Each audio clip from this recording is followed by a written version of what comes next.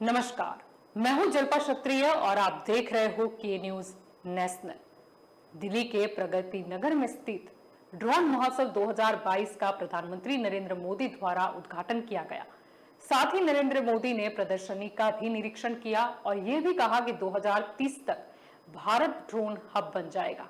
और यही हमारा आज का चर्चा का विषय भी है। और हमारे साथ आज इस चर्चा में जुड़ चुके हैं राजनीतिक विशेषज्ञ ज्योति अमीन पटेल, हमारे साथ जुड़ चुकी है भाजपा की ओर से उर्वी कंथारिया, हमारे साथ जुड़ चुके हैं ड्रोन एक्सपर्ट मिहिर शाह, हमारे साथ जुड़ चुके हैं, और कांग्रेस की ओर से नरेश ठाकुर हमारे साथ जुड़ चुके हैं। आप सभी का स्वागत है के न्यूज में। आपसे ज्योति जी यहाँ पर शुरुआत करना चाहूंगी। ड्रोन महोत्सव 2022 का आज उद्घाटन किया गया और ये कहा गया कि 2030 तक भारत जो है वो ड्रोन हब बन जाएगा। लेकिन अगर ड्रोन के इस्तेमाल की बात करें तो इसका इस्तेमाल अगर सही दिशा में होता है तो शायद सरकार को ही सबसे ज्यादा इससे फायदा होगा, क्योंकि वो अपने कार्य किए हैं, कहां तक पहुंचे, वो सब कुछ मॉनिटरिंग इजीली कर पाएंगे। जी जल्पा जी। ड्रोन का इन्वेंशन हुए लगभग एक दशक होने को आया है और हम जी देख रहे हैं कि अभी उसका काफ़ी कुछ आम उपयोग शुरू हो चुका है। सबसे ज़्यादा तो आजकल शादी ब्याह में उसका उपयोग होता है वीडियोग्राफी करने के लिए। लेकिन अगर ये साज सजावट के अलावा भी मतलब हम अगर देखें तो काफ़ी उपयोगी काम ले सकते हैं हम ड्रोन से। तो उसमें जैसे खेतों में दवाई छिड़कने के लिए भी इसका इस्तेमाल होने लगा है, लेकिन अभी उसका बहुत ज़्यादा उपयोग नहीं हुआ है, लेकिन इस दिशा में भी हो सकता है। फिर जहाँ मतलब कुछ है मतलब जो मेरे दिमाग में आई है, वो उपयोगिता अगर उसको भी हम इम्प्लीमेंट कर सकें, तो एक तो होता है कि जब रेस्क्यू ऑपरेशन होते हैं, तब कई बार ऐसा होता है कि लोग ऐसी जगह फँसे होते हैं कि जहाँ उनको खाना-पानी पहुँचाना मुश्किल होता है। तो वहाँ पर हम ड्रोन के उपयोग से वहाँ पहुँच सकते हैं ताकि जब तक रेस्क्यू टीम उन तक पहुँचे, तो उनको जी खाने-पीने की कम से कम सहूलियत मिल सके। तो एक उपयोग रेस्क्यू टीम भी कर सकती है। दूसरा होता है कि जब हमारी भारतीय सेना जब आगे मतलब जैसे कुछ नक्सलाइट एरिया होते हैं या दुश्मनों पे अपने जी बॉर्डर एरिया होता है, तो वहाँ पर कई जगह माइन्स बिछी होती है, खास करके नक्सलाइट्स ये बहुत करते हैं, माइन्स बिछी हुई रहती हैं। तो जी अगर हमको मतलब वहाँ पर देखना है, उनकी तहकीकात करनी है कि वहाँ पे कोई छुपे हुए हैं, क्या है, तो हम अपने जवान भेजने की बजाय ड्रोन भेजें, तो जान-हानि कम से कम हो सकती है इसमें। और ड्रोन को ऐसा है कि जल्दी डिटेक्ट करना भी मुश्किल हो जाता है, अगर उसका वो साउंड लेवल कम कर दिया जाए, तो वो जी फ़र्क पड़ता है। और हमने जैसे देखा कि आजकल पाकिस्तान हमारे खिलाफ ये इस्तेमाल कर रहा है, ड्रोन से हथियार गिराता है। तो मतलब ये हथियार पहुँचाने के लिए भी जब हमारे ट्रक थोड़े धीमे पड़ते हैं, हम ड्रोन के जी द्वारा हमारे वहाँ सेना और सैनिकों तक हम हथियार और रसद पहुँचा सकते हैं। तो एक उपयोग ये हो जाता है, फिर दूसरा ये होता है कि अभी इस दिशा में कुछ काम शुरू किया है, ख़ास करके अमेरिका में अमेज़न ने, कि पार्सल डिलीवरी जी के लिए ड्रोन का इस्तेमाल करने की शुरुआत की है, कि उसमें एड्रेस फ़ीड कर देते हैं, फिर वो बिल्कुल वहीं जाके पार्सल दे के आता है। तो एक काम ये भी हो सकता है। और दूसरा होता है कि जी जब बहुत भीड़-भाड़ होती है, तो हमारे पुलिस के जो जवान होते हैं, तो उनके लिए बहुत मतलब ये हेडेक होता है कि इतनी सारी भीड़ को कैसे मॉनिटर किया जाए कि इसमें कितने लोग मतलब सही हैं और कितने अंदर मतलब जी दंगा कराने वाले दंगाई मौजूद हैं। तो जब ड्रोन अगर ऊपर घूमता है, तो हम उसमें उन इंसानों की हिलचाल देख के फ़ौरन बता सकते हैं कि इसमें जी कौन दंगाई है और कौन सिर्फ़ मतलब एजिटेशन करने वाले लोग हैं।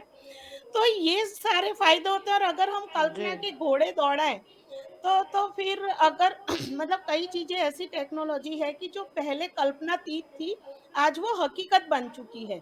तो ऐसे ही अगर सोचें कि जैसे कुछ सरकार अगर इसको घरेलू ड्रोनों को इजाज़त दे जाती है, तो जी बहुत फ़र्क पड़ता है कि हम कोई चीज़ लाने ले जाने के लिए उसका इस्तेमाल करें।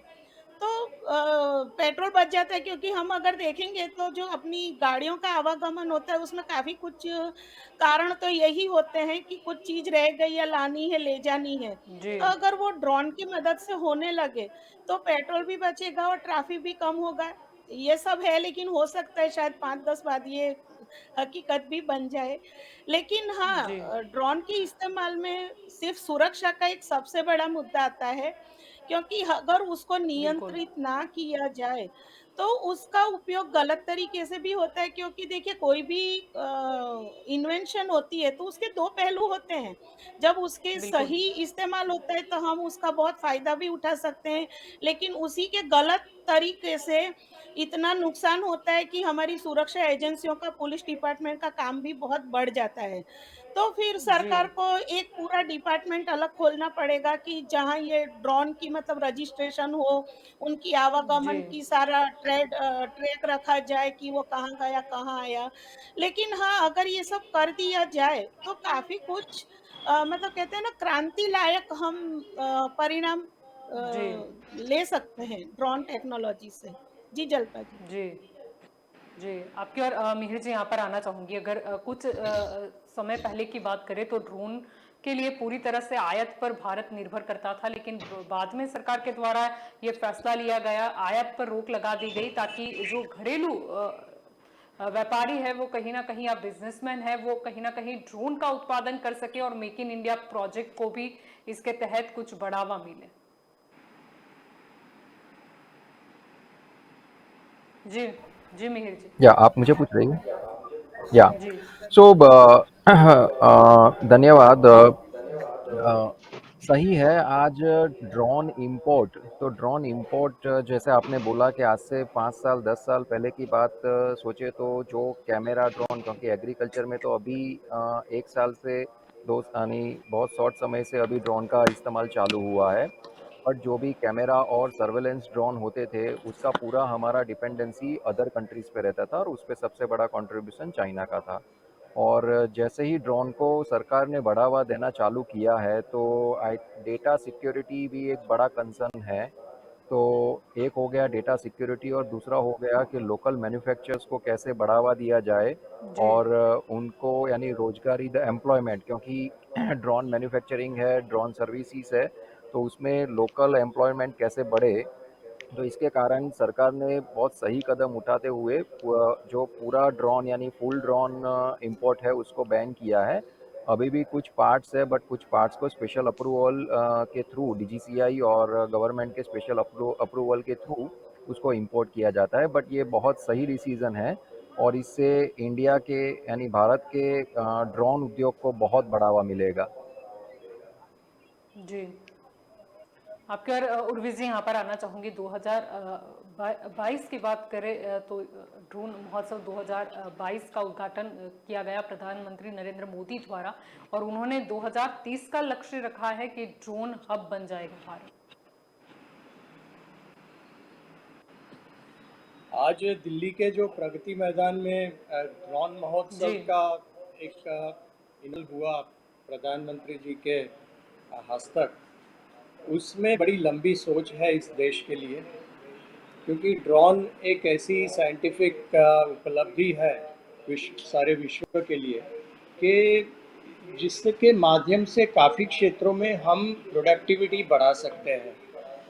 जैसे डिफेंस है, एग्रीकल्चर है, टूरिज़्म है, हेल्थ केयर है, काफ़ी क्षेत्रों जहाँ जहाँ निगरानी के माध्यम से हम प्रोडक्टिविटी बढ़ा सके, वो सभी क्षेत्रों में ड्रोन की एप्लीकेशन का महत्व बहुत बढ़ गया है।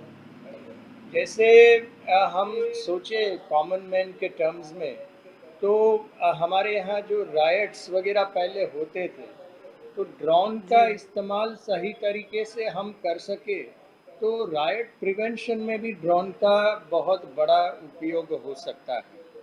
क्योंकि जब किसी को पता है कि मैं वहाँ बाहर जाऊँगा कुछ धमाल करने के लिए और कैमरा में मैं कैद हो जाऊँगा, तो वही जी, वो सोच ही एक प्रिवेंटिव मैकेनिज्म बन जाता है।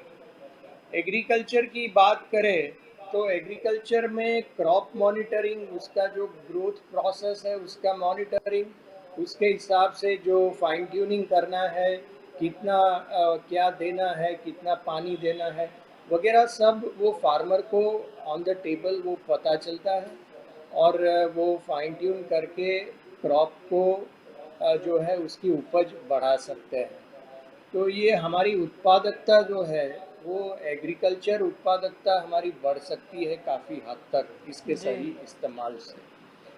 तीसरी जो बात है कि डिफेंस में जो बॉर्डर बॉर्डर लेवल पे भी जो डिफेंस में जो इंसर्जेंसी होती है, जो लोग दूसरी बॉर्डर से वो घुस के आ जाते हैं और फिर ऑर्गेनाइज क्राइम में वो इन्वॉल्व हो जाते हैं, उसके ऊपर भी निगरानी के माध्यम से ड्रोन के द्वारा हम बहुत अच्छा काम कर सकते हैं। लेकिन सबसे बड़ी आज जो एग्जीबिशन जो लगी है प्रदर्शनी, उसमें काफ़ी एंटरप्रेन्योर्स ने अपने स्टॉल्स लगाए हैं।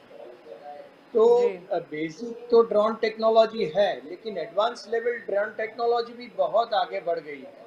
उसमें ऐसा है कि सर्वेलेंस सर्वेलेंस एप्लीकेशंस बहुत बढ़ गई है। वो आप जैसे आप कस्टमाइज करना चाहते हो वैसे वो कस्टमाइज कर जी सकते हो। वो चाहे एग्रीकल्चर हो, डिफेंस हो, वो होम डिपार्टमेंट हो, या कोई भी और भी एप्लीकेशन हो, टूरिज्म हो, तो वहाँ ये सर्वेलेंस की सॉफ्टवेयर टेक्नोलॉजी, उससे आप बारीक से बारीक ऑब्जर्वेशन करके वो बजर सिस्टम से आप काफ़ी कुछ क्राइम प्रिवेंशन कर सकते हैं। तो ये बहुत बड़ी उपलब्धि साइंटिफिक लेवल पे है, लेकिन लोगों तक ले जाने की जो बात है उसमें वो mass application, startups, entrepreneurs, corporates, सारे उसमें इंटीग्रेशन होना। जी तो गवर्नमेंट इसमें जब इनिशिएटिव लेके पॉलिसी के माध्यम से ये जब मोटिवेट कर रही है, तो ये हमारे देश के लिए एक बहुत बड़ी बात है। जी आपकी और नरेश जी यहाँ पर आना चाहूंगी, क्योंकि प्रधानमंत्री मोदी ने यह भी कहा कि पहले की सरकारों ने टेक्नोलॉजी को समस्या का हिस्सा समझा, उसे गरीब विरोधी साबित करने की कोशिश की गई। देखिए मैडम, सबसे पहली बात तो ये है कि जैसे जैसे समय बीतता है टेक्नोलॉजीज में सुधार आता रहता है। वो तो आप भी समझते हैं, मैं भी समझता हूँ। और पहले की सरकार जब थी तब इतनी सारी टेक्नोलॉजी थी नहीं। टेक्नोलॉजी अगर हो और कोई ना अपनाए ऐसी तो कोई बात हो नहीं सकती है, क्योंकि आज जैसे आप देखिए जी मोबाइल की नीड है तो मोबाइल सारे लोग यूज करते हैं। पर मैं आपसे सबसे पहली बात ये पूछना चाहता हूँ कि गुजरात सरकार ने पूरे किसानों का जो ड्रोन कैमरा से सर्वे करवाया जमीनों का, उसमें मैडम इतनी क्षति है कि मतलब भाई भाई की जमीन है एक दूसरे के मतलब मेरी जमीन है तो मेरी जमीन के जो मतलब लैंड रिकॉर्ड है वो दूसरों मेरे भाई के अकाउंट में चला गया है और मेरे भाई का किसी और के अकाउंट में चला गया। मतलब जितना टेक्नोलॉजीज के फायदे हैं उसके कुछ कुछ जी ड्रॉबैक्स भी है, कुछ डिसएडवांटेजेस भी है। जैसे ड्रोन कैमरा की अब अभी ड्रोन एक्सपर्ट सर ने जो बताया, वो ऐसा बोल रहे थे कि drone making in India it will produce employment in India, that is okay. ये वो रोजगार पैदा करेगा भारत में, वो बहुत अच्छी बात है। लेकिन कहीं ना कहीं यदि जो मैनुअल काम होता था खेतों में वो ड्रोन से होने लगेगा तो जो जिन लोगों को खेतों में रोजगार मिल रहा था वहां बेरोजगारी पैदा हो सकती है सर, ये भी पॉइंट सोचने वाली बात है। और दूसरी बात, ड्रोन कैमरे का जो कॉस्टिंग है that is near about 10 lakhs, 10 lakh के आसपास उसका कॉस्टिंग है। और एक बात सोच सकते हैं हम कि ये जो ड्रोन कैमरा की कॉस्टिंग 10 लाख से ऊपर है, और मैंने आज ही इसके बारे में सर्च किया, सरकार इसमें कुछ सब्सिडीज भी दे रही है, वो अच्छी बात है। लेकिन जो छोटे जी किसान है, सीमांत किसान है, उनके लिए ड्रोन कैमरे का इस्तेमाल मैं अगले 5 साल तक तो कम से कम नहीं देख पा रहा हूँ। सबसे पहली बात है कि जो टेक्नोलॉजीज आई है ड्रोन कैमरा का जो इस्तेमाल किसान करेंगे, मैं आज देख रहा था, एक्चुअली मैं एफपीओ भी चलाता हूँ, वो बहुत अच्छी स्कीम है जी और एफपीओ का मैं चेयरमैन भी हूँ। अच्छी बात है, एफपीओ के लिए गवर्नमेंट 70% सब्सिडी भी दे रही है। लेकिन सबसे बड़ी बात है कि जो ड्रॉबैक्स है, कुछ डिसएडवांटेजेस है, उसमें भी क्लेरिफिकेशन आया। जब कोई भी टेक्नोलॉजी नहीं आती है तो उसको हमारा भारत का किसान या कोई भी हो वो जल्दी एक्सेप्ट करने को तैयार नहीं होता है। तो इसके लिए ट्रेनिंग सेंटर्स चालू किए जाए, ड्रोन का इस्तेमाल किस तरह से किया जाए। वैसे भी आप भी समझ रहे हैं, मैं भी समझ रहा हूँ। मैंने आज इसके बारे में थोड़ा स्टडी भी किया। तो इसके लिए परफेक्ट ट्रेनर, परफेक्ट व्यक्ति चाहिए जो मतलब इसका ऑपरेट कर सकते हैं, ऑपरेटर चाहिए। बिल्कुल। तो मतलब तालुका वाइज ट्रेनिंग सेंटर्स चालू हो, किसानों के जी समूह से बात की जाए। सपोज कोई एफपीओ है तो एफपीओ के अंदर डेमोन्स्ट्रेशन सरकार के द्वारा दिया जाए और किसानों को इससे माहितगार किया जाए कि ड्रोन का इस्तेमाल मतलब किसानों को स्प्रेइंग में कितना फायदे कारक हो सकता है। मतलब अगर सरकार इस ड्रोन कैमरा को खेती में लाना चाहता है, स्प्रेइंग के लिए लाना चाहता है तो अच्छी बात है, लेकिन इसके लिए बहुत ही सख्त और अच्छे कदम उठाने पड़ेंगे। लोगों तक, किसानों तक पहुंचना होगा और किसानों को विश्वास में लेकर छोटे किसानों को भी समझाना जी पड़ेगा कि यदि एफपीओ के पास यदि ड्रोन कैमरा है, ड्रोन स्प्रेयर है, तो इससे आपको कितना फायदा हो सकता है, ये सारी जानकारी भी मतलब लो स्तर पे ले जानी पड़ेगी। और जो लैंड रिकॉर्ड की बात है, वो तो मेरा सवाल सरकार से हर हमेशा रहेगा कि जो आपने लैंड मेजरमेंट किए ड्रोन कैमरा से, उसमें इतनी क्षति है और 2010 से आप मतलब सफाई दे रहे हैं कि हम लोग इसका जो भी इसके अंदर गलतियां हुई है उसको हम सुधारने की कोशिश कर रहे हैं। लेकिन पिछले 7 साल से मैं देख रहा हूँ कि आज भी मेरे खुद का लैंड रिकॉर्ड भी मैं देखूं तो उसके अंदर भी क्षतियां है। तो सरकार इससे जल्दी से जल्दी जी दूर करे। और आज से 100 साल पहले जो राजा महाराजाओं ने चैन से मेजरमेंट किया था, उसमें 1 इंच की भी क्षति नहीं थी। तो कहीं ना कहीं ड्रोन कैमरा के जितने एडवांटेजेस है, इसमें कुछ कुछ डिसएडवांटेजेस भी है। जी आपकी और ज्योति जी यहाँ पर आना चाहूंगी, क्योंकि अगर ड्रोन कैमरा का अगर हम जिक्र कर रहे हैं तो पीएम मोदी ने ये भी यहाँ पर एक उदाहरण दिया था कि जब केदारनाथ के पूर्ण निर्माण का काम शुरू हुआ तो हम हर बार वहाँ जाने के लिए मतलब मेरे पास उस तरीके की मतलब समय नहीं था, या फिर कुछ समय मर्यादा थी, या दूसरे तीसरे कुछ कारण थे जिसकी वजह से वो ड्रोन की वजह से वहां पर निरीक्षण कर पाते थे या फिर वहीं बैठे वो रिपोर्ट ले पाते थे। तो क्या ये पॉसिबल है कि अगर सरकार के कोई भी कार्य है, अगर कोई भी मंत्री है, तो उनके लिए जायजा लेने के लिए भी इसे इस्तेमाल में लाया जाए? क्योंकि अगर प्रजा के हित के बारे में समझाया जा रहा है लोगों को, तो सबसे पहले तो सरकार को भी ये करके दिखाना होगा। जैसे कि अभी की ही बात करें तो अभी कुछ ही मतलब दिनों में मॉनसून भी लगेगा, यानी कि रेनी डेज भी लगेंगे। तब हम अक्सर देखते हैं कि कहीं रोड पर खड्डे हो जाते हैं या फिर कहीं ना कहीं मरम्मत की जरूरत होती है। तो जायजा तो इसके द्वारा भी तो लिया जा सकता है। बिल्कुल जलपा जी, मैंने अभी जैसे कहा कि हर चीज में मतलब एक तरह से फास्टनेस आ जाएगी अगर ड्रोन का इस्तेमाल करेंगे, क्योंकि मानवीय खतरों की मतलब मर्यादाएं होती है। जहां जी हम नहीं पहुंच सकते वहां ये पहुंच सकता है। तो और बहुत मतलब जल्दी पहुंच सकता है, क्योंकि उसको तो एक स्टेट लेवल पे जाना है। अगर सोचो हमें पहाड़ पे चढ़ना है, तो मतलब टेढ़े मेढ़े जी रास्तों से गुजर के हम घंटों बाद जहां पहुंच सकते हैं, ड्रोन सीधे वहीं जी कुछ मिनटों में पहुंच जाएगा। तो फर्क तो पड़ता है। और जैसे अभी नरेश जी ने कहा, मैंने वो भी कहा था कि हर सिक्के के दो पहलू होते हैं, कि भाई जहां पे मतलब उसकी अच्छाइयां होती है वहां उसका खराब उपयोग भी हो सकता है। जी तो बशर्ते कि हम रेस्क्यू के लिए जैसे इस्तेमाल किया है इसको, तो देख सकते हैं और बार-बार हम मानवीय घंटे बचा सकते हैं, मैन आवर्स। जी क्योंकि हर जगह फिर ज़रूरत नहीं होती है कि खुद ही वहाँ जाके देखा जाए। ये काम अगर मशीन कर सकती है तो बहुत बेहतर है।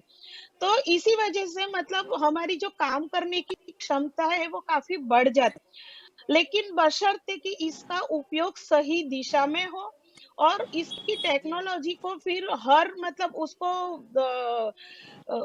वो कर करके उसको देख देख के उसको सुधार लाने की जरूरत पड़ती है। उसको बार बार रेट करना पड़ता है कि कहाँ पे ये चूक रहा है, कहाँ गलतियां हो रही है।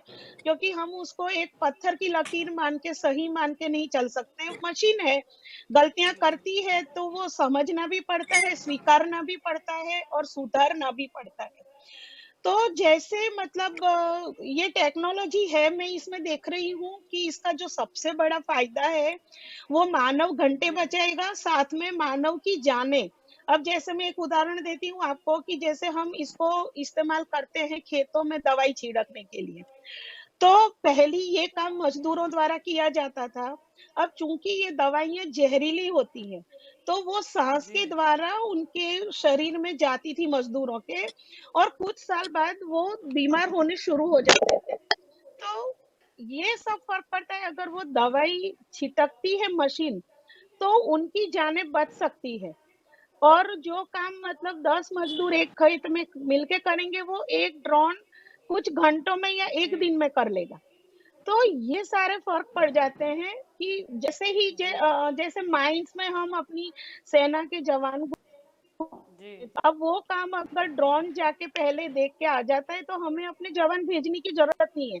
और इसकी वजह से क्या होता है कि जब ये सुरक्षा का मामला आता है, जब दंगे हो या मतलब हमले हो, नक्सलाइट हमले हो जी या फिर अपनी बॉर्डर पे हो, तो जान का फर्क इस तरह से पड़ता है कि जो हम अब है ना, मतलब युद्ध का तरीका बदल जाता है कि सेना के जवानों को तो फिर कंट्रोल रूम में रहना होता है। ड्रोन तहकीकात भी कर लेगा कि कहाँ पे एग्जैक्ट है, और अगर जरूरत पड़ी तो हम उसको मॉडिफाई करेंगे तो वो खुद शूटिंग भी कर जी सकता है। तो फिर हम कंट्रोल रूम से ही मतलब बिना आमने-सामने किए ये जंग लड़ सकते जी हैं। जैसे अमेरिका ने किया था, ओसामा बिन लादेन को पहले ड्रोन से ही मतलब मॉनिटर किया था और पक्का किया था जी कि वो उस मकान में मौजूद है। उसके बाद उसके नेवी सील्स गई थी वहाँ पर। तो ऐसे ही हमारे सेना के जवान भी एक मतलब सटीक निशाना तय करके फिर हमला करते हैं, तो उसमें जो निर्दोष हमारे नागरिक कभी-कभी जान गँवा बैठते हैं ना, तो वो भी कम हो जी सकता है, अगर हम ड्रोन का इस्तेमाल करते हैं तो। तो इसमें मैं जो देख रही हूँ संभावनाएँ, तो वो मानव घंटे बचाने की है और मानवीय जानें बचाने की है। लेकिन इसके लिए बहुत बड़ा मतलब एक डिपार्टमेंट खोलना पड़ेगा सरकार को, और यहीं जी राजकीय इच्छा शक्ति आएगी और एक तरह से डिसिप्लिन आएगा। क्योंकि अगर ये नहीं होगा, तो फिर ये सोचिए कि केओस भी हो सकता है, क्योंकि ये दो-धारी तलवार है। अगर जी मतलब जो देश का हित रक्षक है, उसके हाथ में है तो फ़ायदा होगा। लेकिन जो हित शत्रु हैं, जी उनके हाथ में ये टेक्नोलॉज़ी होती है, तो फिर नुकसान भी उतना ही बढ़ेगी। तो जैसे आजकल हम देखते हैं कि हर मोबाइल का ट्रैक रिकॉर्ड रखा जाता है, उसकी क खरीदारी वगैरह के लिए देने पड़ते हैं डॉक्यूमेंट्स जी वगैरह। तो ऐसे ही सारा इम्प्लीमेंटेशन हमें ड्रोन के लिए भी करना पड़ेगा, और ये बहुत बड़ा एक टास्क है जो सरकार करना चाहे, क्योंकि अब राजकीय जी इच्छा शक्ति पे आता है। सिर्फ उत्पादन करने से कुछ नहीं होता है, लेकिन उसके उपयोग कहाँ पे किए जा सकते हैं। तो सिर्फ उत्पादन इम्प्लीमेंटेशन। करके नहीं रोकना है, या फिर उसको फिर जी वहां पे सिर्फ एक्सपोर्ट नहीं करना है, हमारे देश में भी उसको इस्तेमाल करना है। और इसके लिए बाकायदा शुरू से प्लान करके उसका एक डिपार्टमेंट अलग खड़ा करके ट्रैक वगैरह रख के उस पे फिर उसका इस्तेमाल किया जाए, तो बहुत फर्क पड़ सकता है जलपरी। जी आपकी और मिहिर जी यहाँ पर आना चाहूँगी, क्योंकि अगर ड्रोन की हम बात कर रहे हो, चलो उत्पादन तो हो गया मेक इन इंडिया के तहत, लेकिन साथ ही इसका प्रशिक्षण योग्य तरीके से हो वो भी उतना ही मायने रखता है। या बहुत सही है। तो नरेश जी ने जैसे कि कहा और ज्योति मैडम ने भी जैसे बताया कि टेक्नोलॉजी है, टेक्नोलॉजी के प्रोज एंड कॉन्स दोनों हैं। और दूसरा जैसे आपने बताया कि प्रशिक्षण, तो अभी ड्रोन के लिए यानी टेक्नोलॉजी का सही तरीके से उपयोग हो, तो उसके लिए ट्रेनिंग पार्ट बहुत इम्पोर्टेंट है। जैसे नरेश जी ने बताया कि तालुका लेवल पे और जिला लेवल पे प्रशिक्षण केंद्र होने चाहिए, और अभी जी आज की तारीख में हम देखें तो वो बहुत कम है, उसका अवेयरनेस बहुत कम है। तो इसके लिए अभी सरकार को यानी मेरा अभी करंट सरकार जो उर्विस जी को भी मेरा सजेशन है और रिक्वेस्ट है कि आप भी उसके जी जैसे ड्रोन ट्रेनिंग सेंटर जितने जल्दी हो सकते हैं उनको अप्रूवल मिले, लाइसेंस मिले, और हम माइक्रो एंटरप्रेन्योर्स को ट्रेनिंग दे पाए, और जो बड़े किसान जी हैं उनको अवेयरनेस दे पाए, तो वो बहुत ज़रूरी है। तभी जाके टेक्नोलॉजी का सही से उपयोग हो सकता है। नहीं तो विथआउट प्रॉपर नॉलेज यानी जो सही प्रशिक्षण नहीं होगा, तो ये टेक्नोलॉजी जी साबित हो सकता है। जी जी आपकी और उर्वी जी यहाँ पर आना चाहूँगी। अगर ड्रोन की बात करें तो चलो ड्रोन का महोत्सव मतलब लोगों को मेक इन इंडिया के तहत आकर्षित करने के लिए भी कहा गया, या फिर कहीं ना कहीं टेक्नोलॉजी आपको बढ़ावा देने के लिए भी करा गया, लेकिन क्या सरकार में भी सबसे पहले इसका जो इम्प्लीमेंटेशन है वो होगा? जैसे अभी जो एक्सपर्ट मिहिर जी ने कहा कि ये जो आने वाला है उसके लिए जो मैन पावर ट्रेनिंग की भी बहुत अभी ज़रूरत है। तो हमारी सरकार जो है वो स्किल इंडिया मिशन के जो भी इंडस्ट्रियल ट्रेनिंग इंस्टीट्यूट है उसके साथ जो स्किल डेवलपमेंट सेंटर सेटअप किए प्लानिंग वो ड्रोन टेक्नोलॉजी की ट्रेनिंग हो, स्किल्ड मैन पावर अवेलेबल हो, तो हम मासेस के लेवल पे उसको ले जा सकेंगे। जैसे मार्जिनल फार्मर की बात बताई अभी नीलेश जी ने, तो सही बात है कि मार्जिनल फार्मर को अभी इसका इस्तेमाल करना है इस टेक्नोलॉजी का, तो उसके पास वो गांवों में इसको चलाने वाले चाहिए, उसको जानने वाले। तो इसके लिए जो मैन पावर ट्रेनिंग का जो बात है वो बड़ी अहम बात है। दूसरी की टेक्नोलॉजी की जो कमियां शुरू में होती है वो हमेशा हर एक टेक्नोलॉजी की शुरुआती कमियां रहती है। जैसे कंप्यूटर आया था सबसे पहले वो 285 प्रोसेसर रहता था, तो एक बहुत बड़ा 12x12 का रूम ऑक्यूपाई कर लेता था। वही उससे भी ज़्यादा प्रोसेसिंग कैपेसिटी वाला कंप्यूटर अभी पॉकेट में आ गया। वह अपना फ़ोन में कंप्यूटर मर्ज हो गया है। वैसे ड्रोन टेक्नोलॉजी जैसे वो माइक्रो इलेक्ट्रॉनिक और सेमीकंडक्टर एप्लीकेशन उसमें बढ़ेगी तो वो it will go closer to the user. तो ये जो है वो एक सरकार के साथ एंटरप्रेन्योर, साइंटिस्ट, स्टार्टअप्स सभी का ये इंटीग्रेटेड एफर्ट रहता है। और सरकार का जो है कि उसे क्लाइमेट वो बना के रख वो मिशन को बना के रखना। वो किसी के पास स्टार्टअप के पास टेक्नोलॉजी बहुत बढ़िया टेक्नोलॉजी है, वो पहुंच सकती है, लेकिन उसके पास रिसोर्स नहीं है, तो वो कैसे आगे। तो ये सभी पहलुओं को देख के एक इंटीग्रेटेड पॉलिसी बनाना होगा कि हर एप्लीकेशन, हर क्षेत्र में जो एप्लीकेशन बने तक सही मायने में वो पहुंच सके। ये तभी टेक्नोलॉजी, कोई भी टेक्नोलॉजी है वो वर्थ हो सकती है। ड्रोन टेक्नोलॉजी अभी कॉम्पैक्ट लेवल पे आ गई है, कंज्यूमर लेवल पे भी है, मिलिट्री लेवल पे भी है। उसका रेंज बहुत बड़ा रेंज है एप्लीकेशन। हमारे देश की नीड्स, रिक्वायरमेंट्स क्या और रिक्वायरमेंट्स के हिसाब से हमें कस्टमाइज करना पड़ेगा। और इसके लिए हमने एंटरप्रेन्योर्स को आज एक बहुत बड़ा इनवाइट है कि आप जुड़ जाओ इस मिशन में करके, और आगे अपॉर्चुनिटीज है लोगों तक ये टेक्नोलॉजी पहुंचाने की।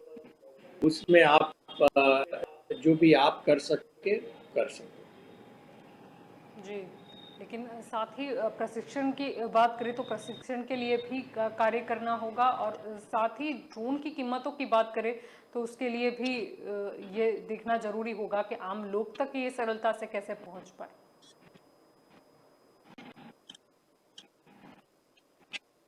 जी उर्वी जी। तो उसमें पहले तो ट्रेन द ट्रेनर रहता है कि जो ट्रेनिंग कराने वाले हैं उसको भी ट्रेन करना पड़ेगा। तो उसके लिए हमारे पास कौशल्य काफ़ी है।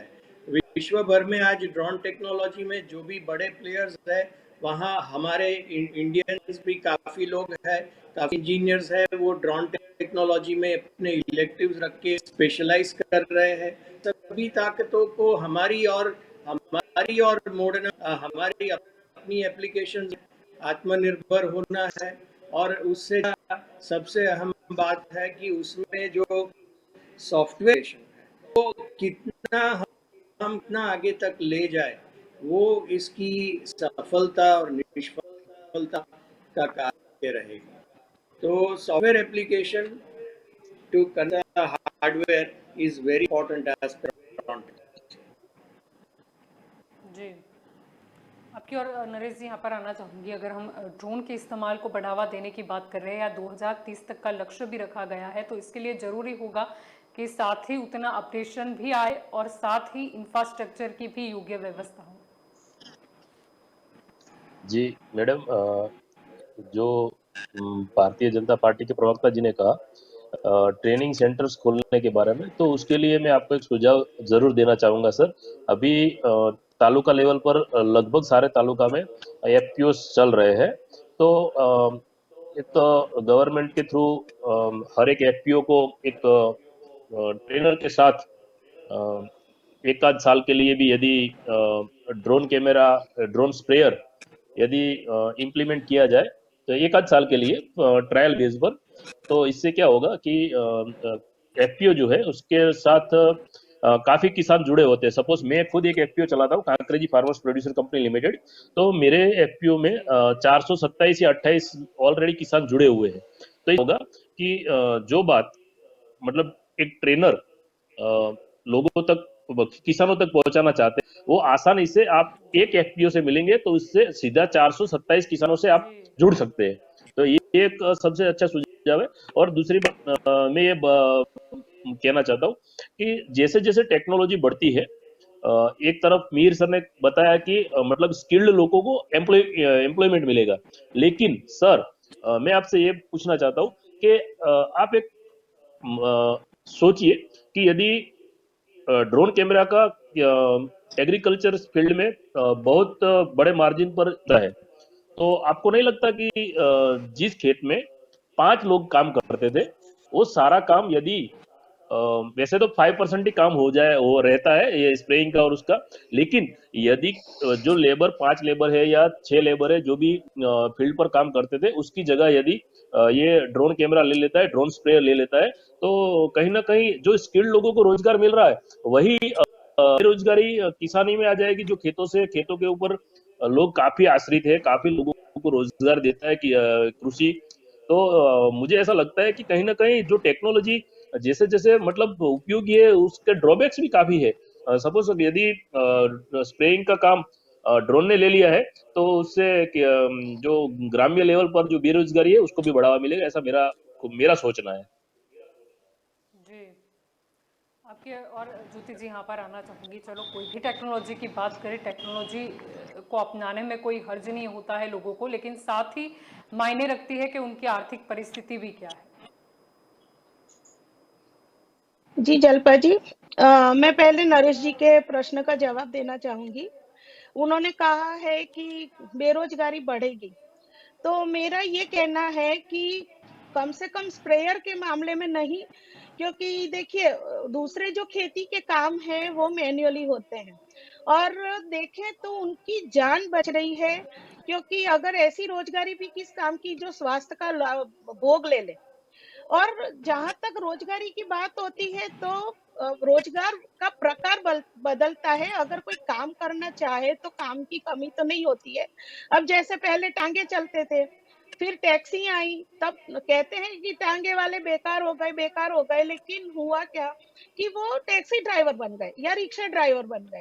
टेक्नोलॉजी आती है, उसके साथ हमेशा मैन्युअल लेबर से लोग जो जुड़े होते हैं वो मतलब कहते हैं कि हमारा रोजगार खत्म हो जाएगा, लेकिन रोजगार का प्रकार बदल जाता है। जी यहाँ तो उनका स्वास्थ्य को ही फर्क पड़ने वाला है। और दूसरी बात ये है कि जैसे हम देखते हैं, जी जल्पा जी आपने क्या पूछा था? जी, आर्थिक परिस्थिति। हाँ, आर्थिक परिस्थिति तो इसमें ये है कि बेशक ड्रोन खरीदने के लिए थोड़ी आर्थिक परिस्थिति चाहिए, लेकिन जो ड्रोन टेक्नोलॉजी है तो वो इतनी भी महंगी नहीं है कि कोई अफोर्ड ना कर सके। आज अगर लैपटॉप कोई अफोर्ड कर सकता है, और हम देखते हैं जी कि शादियों में बहुत इस्तेमाल हो रहा है, तो अगर बहुत महंगा होता तो फोटोग्राफर्स खरीद नहीं पाते। तो हम देख रहे हैं कि वो ड्रोन टेक्नोलॉजी इतनी महंगी नहीं है कि कोई अफोर्ड ना कर सके। और जहां तक मैं मानती हूँ कि अपनी जो भारतीय जनता है वो जेनेटिकली टेक्निकल है, उन्हें थोड़ा-सा मतलब अंदाज़ा चाहिए, बाद में वो खुद सीख लेती है। अब जैसे हम देखते हैं कि जी स्मार्टफ़ोन अब एक मतलब बिल्कुल अनपढ़ मज़दूर भी उसको बड़े आराम से चला रहा है। भले वो पढ़ना लिखना नहीं जानता हो, लेकिन वो जी फोन का इस्तेमाल कर रहा है। ऐसे ही मतलब काफी कुछ मशीनें ऐसी होती है जो अनपढ़ मजदूर ही चलाते हैं, कारीगर होते हैं, वो हार्डली 10वीं तक पास होते हैं, जो फैक्ट्री में काम करते हैं, लेकिन उनका मशीनी ज्ञान बहुत अच्छा होता है। तो मतलब जो हमारी प्रजा है वो बेसिकली जीनेटिकल टेक्निकल है। तो अगर ये इजीली अवेलेबल जैसे हो जाएंगे, ऐसे ही लोग खुद ब खुद सीख ही लेंगे। तो इसके लिए कोई ज्यादा टेक्नोलॉजी या उसके ट्रेनिंग सेंटर या ये सब झमेली की जरूरत नहीं है। मोबाइल सीखने के लिए कौन से ट्रेनिंग सेंटर खोले, लोग सीख ही गए। ऐसे ही ड्रोन टेक्नोलॉजी भी मतलब इतनी कंपैरेटिवली बहुत इजी है और सस्ती है, बहुत कॉम्प्लिकेटेड भी नहीं है और बहुत महंगी भी नहीं है। तो वो अगर आम आदमी के पास ये टेक्नोलॉजी आती है, तो फिर जी उसको मतलब आम आदमी की जिंदगी में बहुत फर्क पड़ेगा रिजल्ट पे। लेकिन हाँ, जैसे हर टेक्नोलॉजी अपडेशन मांगती रहती है, तो उसको जी अपडेट करते रहना पड़ता है, और वो होता रहता है जनता की मांग के अनुसार और उसकी जरूरत के हिसाब से। तो ये जी सब स्वयंभू चीजें होती है जो समय के साथ होती चली जाएंगी। बस एक बार उसको जनमानस में इंट्रोड्यूस करने की जरूरत है। और सरकार का रोल वही आता है कि भाई वो एक इनिशिएट ले, बात का अपनी प्रजा खुद संभाल लेती है सब कुछ भी बाद में। सरकार को इनिशिएट लेना होता है और बाद में उसका जी ट्रैकिंग करना होता है कि उसका कहीं पे गलत इस्तेमाल ना हो। That's it. बाकी बेरोजगारी बढ़ेगी ऐसा नहीं लग रहा है मुझे, क्योंकि मुझे तो ऐसा जी लग रहा है कि जिन रोजगारों में खतरा था वो खतरा कम हो रहा है। तो हम उसको उसी इंसानों को दूसरी जगह दूसरी तरीके से इस्तेमाल में ले सकते हैं। जी जलपा जी। जी आपकी और मिहिर जी यहाँ पर आना चाहूंगी। अगर हम आज ड्रोन के विषय पर चर्चा कर रहे हैं तो टेक्निकली भी कुछ चीज़ों का ध्यान रखना जरूरी होता है जब भी हम कोई भी, चाहे जैसे मोबाइल की अभी हम बात कर रहे हैं।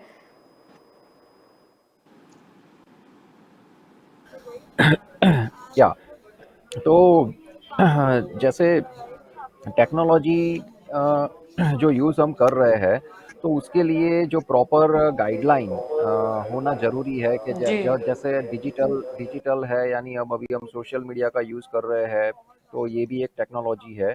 बट सोशल मीडिया को सही तरीके से यूज़ करना वो भी ज़रूरी है, और उसके लिए हमको प्रॉपर गाइडलाइन बनाना ज़रूरी है। और इसीलिए मैं बात करूँ तो भारत सरकार ने भी ड्रोन को डीजीसीए के अंडर में रखा है। तो वो जो एविएशन मिनिस्ट्री के जो भी रूल्स रेगुलेशन लग रहे हैं तो उसके ऊपर प्रॉपर मॉनिटरिंग हो रहा है। यहाँ पे उनके जो जोन है वो जोन बताए गए हैं, जैसे red zone, yellow zone, green zone. तो एग्रीकल्चर जोन उड़ाने के लिए ग्रीन जोन चाहिए। तो और जो सर्वेलेंस वगैरह वगैरह जो हो है तो वो येलो जोन है। तो स्पेशली येलो जोन और रेड जोन में जो भी लोग स्प्रे कर रहे हैं उनको मैंडेटरी लाइसेंस चाहिए पायलट को, और उनका एक लोकली पुलिस स्टेशन और लोकल अथॉरिटी से अप्रूवल भी लेना पड़ता है। तो बहुत ज़रूरी है कि कोई भी टेक्नोलॉजीज़ के लिए प्रॉपर गाइडलाइन और रूल्स बनाने चाहिए, नहीं तो उसका गलत उपयोग हो सकता है और उसके कारण आई थिंक अनफेवरेबल चीज़ें को भी बढ़ावा मिल सकता है। आपकी और उर्वी से यहाँ पर आना चाहूंगी। अगर ड्रोन के इस्तेमाल की बात करें तो कहीं ना कहीं वो भी वक्त याद आ जाता है जब कोरोना की कुछ गाइडलाइन थी और कई बार पुलिस प्रशासन द्वारा भी इसका इस्तेमाल किया जाता था कि अगर कोई कानून का भंग कर रहा है तो वो सामने आए।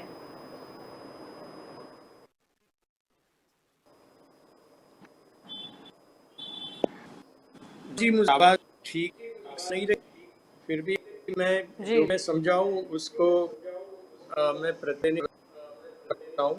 जो हो रही बड़ा जी माध्यम से हो रही है, और ये जो ये जो टेक्नोलॉजी हम बात कर रहे हैं वो ट्रायल बेस हम यूज भी करके के समय लगा था को वॉच करने के लिए स्टेशन ने अहमदाबाद सिटी में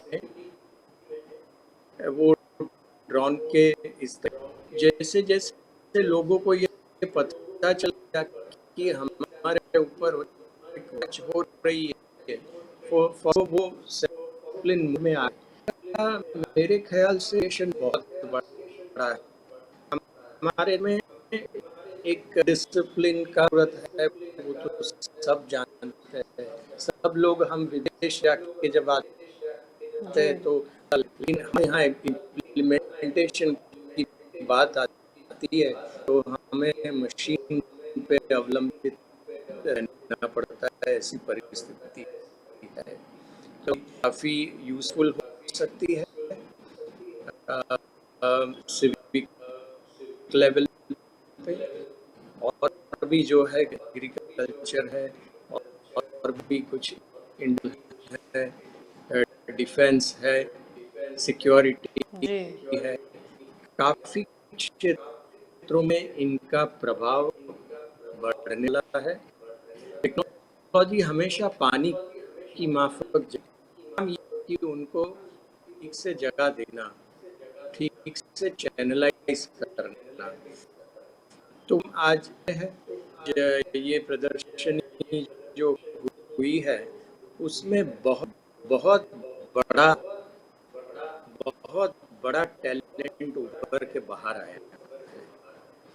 काफी जी एंटरप्रेन्योर्स जो है जिन्होंने काफी इनोवेशंस किए, वो अपनी चीजें जी दिखा रहे हैं। आज और कल ये चलने वाला। प्रधानमंत्री जी ने अनुरोध किए सारे जो अधिकारी को कि ये का क्या काम का चीज है, देखें उसका अभ्यास एप्लीकेशन के मोड पे उसको ले जाए और इसको लॉन्च है। जी आपकी और नरेश जी यहाँ पर आना चाहूंगी। चलो सरकार ने मेक इन इंडिया को प्रोत्साहन देने के लिए आयात पर तो रोक लगा दी थी, लेकिन अगर कुछ चीज़ों की बात करें, रॉ मटेरियल की बात करें, तो अभी भी वो बाहर से आते हैं।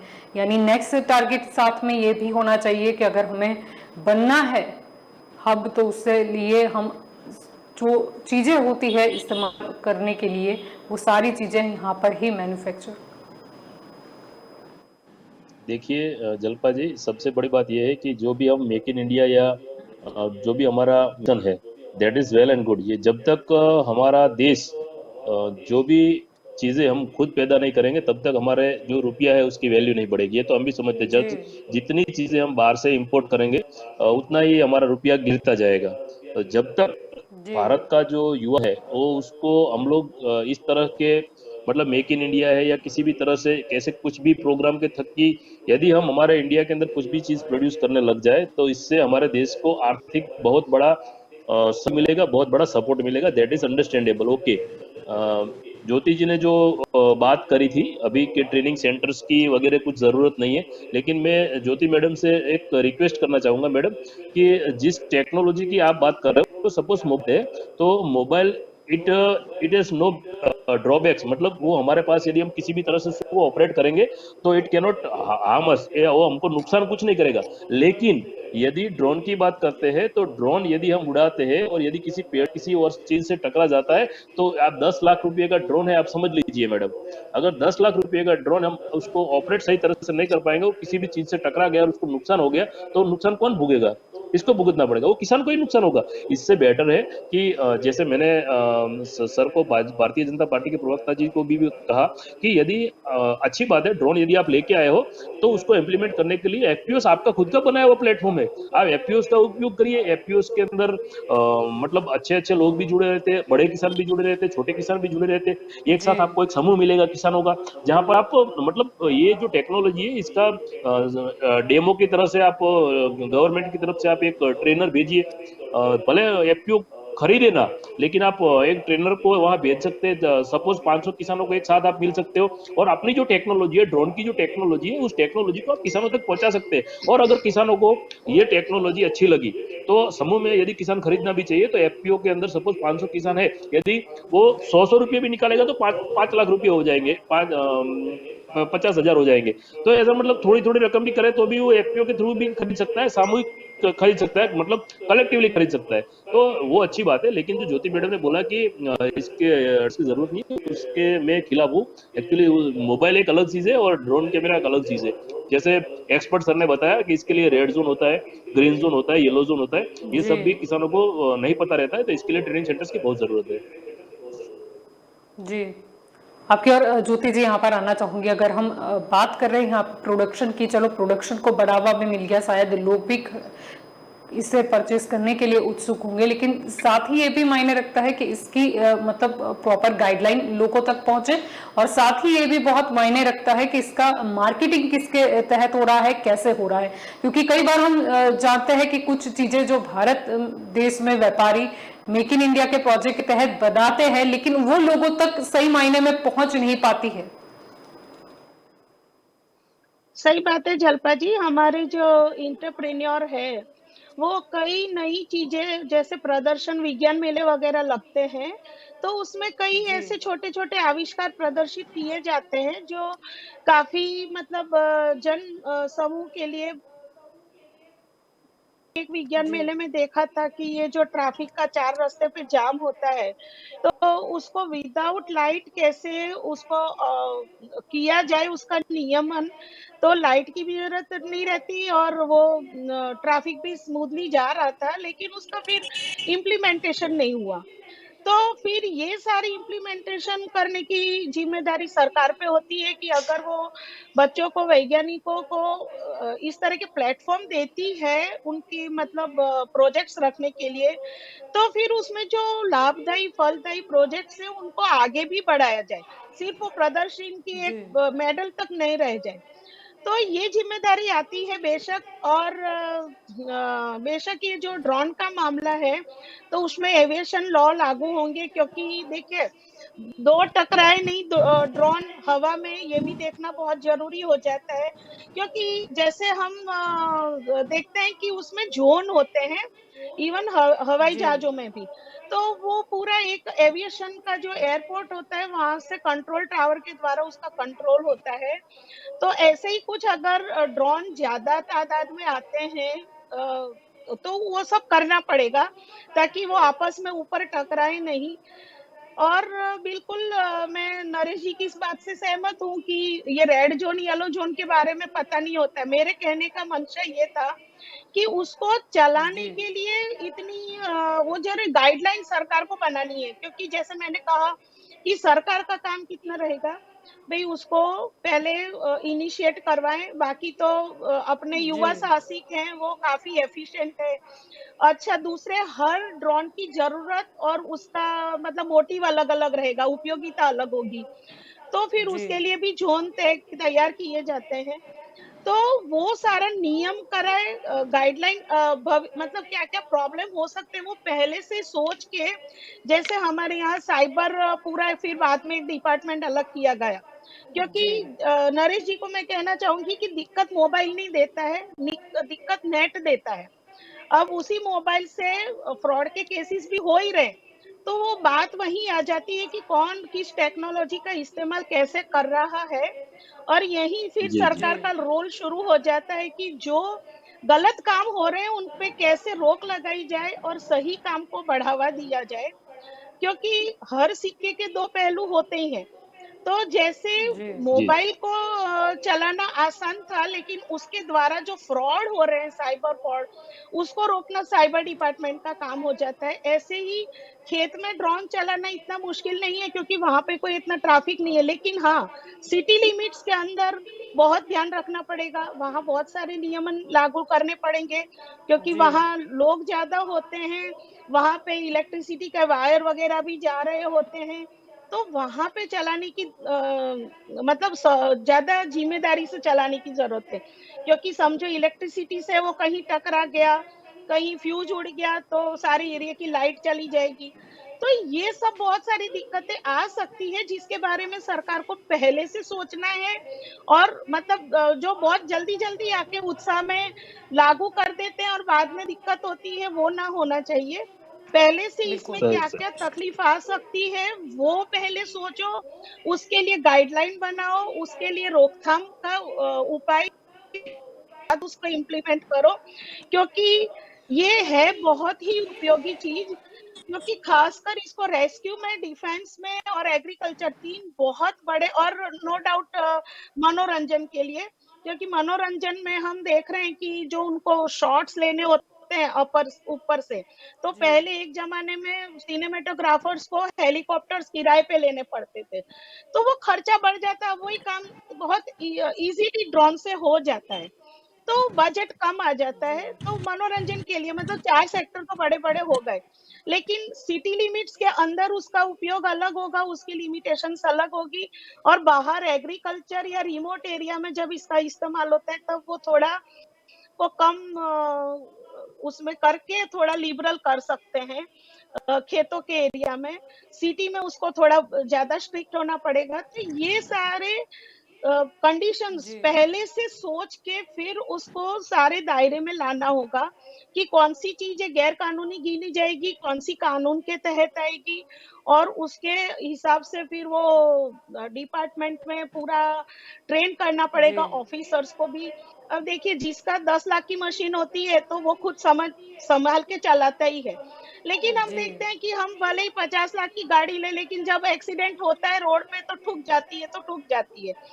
तो फिर वो सारे एक्सीडेंटल केसेस भी होंगे, तो उनको किस तरह से हैंडल करना है वो भी फिर सोच के फिर उसका समाधान और वो उसका रेगुलेशन में उसको लाना है, दायरे में लाना है। जी जलपा जी। जी आपकी और मिहिर जी यहाँ पर आना चाहूंगी। अगर हम ड्रोन हब बनने की बात कर रहे हैं तो साथ ही जो जितने भी मैन्युफैक्चरर्स हैं उन्हें भी ये सोचना होगा, क्योंकि अपडेशन की जरूरत तो होगी समय के साथ, लेकिन कई बार देखा जाता है कि कोई टेक्नोलॉजी जब आती है तब शायद जिसने मैन्युफैक्चरिंग की हो शायद उसे भी ना पता हो कि इसका ये वाला इस्तेमाल भी हो सकता है। यानी अगर हम ड्रोन का इस्तेमाल देखें, ऐसे तो हम मल्टीपल क्षेत्र की यहाँ पर चर्चा कर ही चुके हैं, लेकिन कुछ और भी इस्तेमाल हो सकता है जिसके लिए उसका मतलब डिजाइन भी उस प्रकार का होना बहुत अहम हो जाता है। हाँ, तो धन्यवाद जल्पा जी। तो मैं जी समझ रहा हूँ कि आप पूछ रही है कि जो भी ड्रोन मैन्युफैक्चरर्स है उनको भी एक ध्यान रखना चाहिए कि जो प्रोडक्ट डिज़ाइन या मशीन जो बना रहे हैं तो वो किस पर्पस के लिए बना रहे हैं और उसका दूसरा जी कोई भी यानी गलत उपयोग भी ना हो। या तो मैं इसमें कहना चाहूँगा कि देखिए, ड्रोन मैन्युफैक्चरर्स यानी जो भी ड्रोन्स बन रहे हैं तो उनके पर्टिकुलर यूजेसिस डिसाइडेड है और वो यूजेसिस के अकॉर्डिंगली ही उनको परमिशन अप्रूवल रजिस्ट्रेशन करवाना पड़ रहा है। तो पहले तो है कि जी उनको जो भी पर्पस के लिए ड्रोन बनाया है उनको लीगली उसका रजिस्ट्रेशन लेना पड़ रहा है, उनको वो रिकॉर्ड गवर्नमेंट में प्रोवाइड करने पड़ रहे हैं। जी बट हाँ, सबसे बड़ा चैलेंज ये है कि ड्रोन यूजर्स तो ड्रोन मैन्युफैक्चरर्स तो इस पे नहीं, यानी उनका तो एक है लिमिटेशन कि वो सही चीप जी प्रोडक्ट है वो सही यूज़ के लिए दे रहे हैं। बट जो ड्रोन यूजर्स है और ड्रोन सर्विस प्रोवाइडर है तो उनके लिए एक जो एसओपी है, तो भारत सरकार ने एक एसओपी भी बनाया है कि जैसे एग्रीकल्चर ड्रोन के लिए गलत दवाओं का भी ना स्प्रे हो, तो वहाँ तक का एसओपी भी भारत सरकार ने रिलीज़ किया है। तो वैसे ही हर एक यूज़ के लिए भारत सरकार के एसओपीज़ है। जहाँ तक मैंने एग्रीकल्चर के लिए बहुत डिटेल में स्टडी किया था अभी लेटेस्ट, तो और भी जो यूजेजेस है जैसे ड्रोन कैमरा हो गया या फिर ड्रोन सर्वेलेंस हो गए, उसके लिए भी उनके एसओपी गाइडलाइन है और यूज़र के लिए वो मैंडेटरी होना चाहिए कि वो गाइडलाइन को वो सही तरीके से फॉलो करे, तो इसका मिसयूज़ ना हो। जी जी बिल्कुल। जी आप जलपा सभी जी। मेरे साथ इस चर्चा में जुड़े, इसलिए आप सभी का शुक्रिया। तो आज का हमारा मुद्दा ये था कि जिस तरीके से ड्रोन महोत्सव 2022 का उद्घाटन किया गया, लक्ष्य ये रखा गया है कि 2030 तक हम ड्रोन हब बन जाएंगे, लेकिन इसके लिए जरूरी होगा कि मेक इन इंडिया के तहत जिस तरह से प्रोत्साहन मिल रहा है ऐसा ही प्रोत्साहन आगे भी मैन्युफैक्चरर्स को मिले, और साथ ही ये भी देखना होगा कि लोगों को उसका प्रशिक्षण भी बखूबी तरीके से और काफ़ी इजी तरीके से मिले। अगर हम ड्रोन मैन्युफैक्चरिंग की बात कर ही रहे हैं तो देखना ये भी होगा, क्योंकि जिस क्षेत्र के लिए वो इस्तेमाल करने के तहत बनाया गया है, अगर उसमें आम लोगों को कोई प्रॉब्लम आ रही है तो उसका सॉल्यूशन क्या है, या फिर अगर हम डिज़ाइंस की बात कर ले तो जिस तरीके से हर क्षेत्र में उपयोग इसका अलग अलग होता है उस तरीके से उसकी डिज़ाइन है या नहीं। दूसरा महत्व का प्रश्न ये भी आता है क्योंकि अगर हम ड्रोन का जिक्र करते हैं तो हर टेक्नोलॉजी के वैसे तो दो पहलू होते हैं, जैसे यहाँ पर चर्चा भी हुई, एक होता है पॉजिटिव, एक होता है नेगेटिव। पॉजिटिव की हम बात करें तो शायद अगर मॉनिटरिंग के लिए यूज किया जाना हो ड्रोन तो काफी महत्वपूर्ण रखता है ये कदम, लेकिन साथ ही अगर इससे जासूसी होने लगे तो क्या होगा। अगर इसे कहीं भी उड़ाया जा सकता है जिससे शायद किसी की प्राइवेसी भंग हो तो उसका क्या होगा। ये सारे पहलुओं पर भी ध्यान देने की आवश्यकता है। आवश्यकता इस बात की भी है कि जब सरकार लक्ष्य रख ही रही है तो आम लोगों से पहले ये सरकारी जो कामकाज है उसमें भी इस्तेमाल किए जाए। कई चीज़ों में मॉनिटरिंग की ज़रूरत पड़ती है, रिपोर्ट की ज़रूरत पड़ती है। अगर हर क्षेत्र में इसका इस्तेमाल करना है तो क्यों ना प्रजालक्षी जो कार्य है वो कहाँ तक पहुँचा या कितना बाकी है उसकी भी जानकारी मिले। जिसे प्रधानमंत्री नरेंद्र मोदी ने कहा केदारनाथ हर बार जाना संभव नहीं था, इसीलिए वो वहाँ पर बैठे बैठे ही उसका निरीक्षण कर लेते थे। तो इस तरीके का निरीक्षण अगर हर क्षेत्र के मंत्री करे तो शायद इसका इस्तेमाल सरकार और जनता दोनों को लाभ पहुंचा सकता है। यहाँ पर अगर हम टेक्नोलॉजी की बात कर रहे हैं तो ये जरूरी है कि हर टेक्नोलॉजी के साथ वो ड्रोन भी अपडेट होता रहे, और साथ ही ये भी जरूरी है क्योंकि ये सुरक्षा से जुड़ने के लिए भी एक अहम कदम है, इसीलिए इसका पूरा डेटा भी सरकार के पास हो। अब आगे देखना ये होगा कि अभी तो लक्ष्य रखा गया है, आगे और क्या कदम उठाए जाते हैं, क्योंकि कई बार ये देखा गया है कि कुछ मेक इन इंडिया के तहत प्रोजेक्ट अच्छे भी आते हैं, कुछ चीज़ें अच्छी भी बनती है, लेकिन लोगों तक इसकी जानकारी नहीं पहुंच पाती, या फिर लोगों को तो इससे खरीदना है लेकिन कैसे मिलेगा, ये कहाँ पर मिलेगा, उस चीज़ की इंफॉर्मेशन के अभाव से कहीं ना कहीं अच्छे से अच्छे प्रोडक्ट भी हमें कोने में नजर आते हैं। तो इस तरीके से आगे कितने प्रोग्राम होते हैं, किस तरीके से इसका ध्यान रखा जाता है, ये आगे वक्त ही बताएगा। तो दंगल देश का में अभी बस इतना ही। ज़्यादा जानकारी के लिए आप जुड़े रहे के न्यूज़ के साथ। नमस्कार।